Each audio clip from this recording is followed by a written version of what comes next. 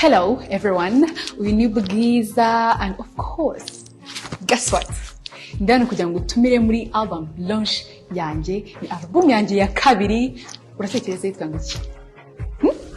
Yitwa 25 Shades because I'm 25. Ni impamvu nyinshi zatumye nita album yanjye 25 Shades. Kuva nkiri muto ndi umwana wakuranye inzozi nyinshi cyane numvaga nzageraho kandi nkaba successful.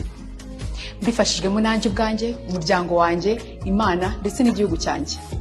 Niyo mpamvu nzandi gucelebratinga tariki 8 z'ukwezi kwa gatatu bimwe mu byo ngenda ngeraho kuva nkiri muto kugeza no munsi mbifashijwemo namwe.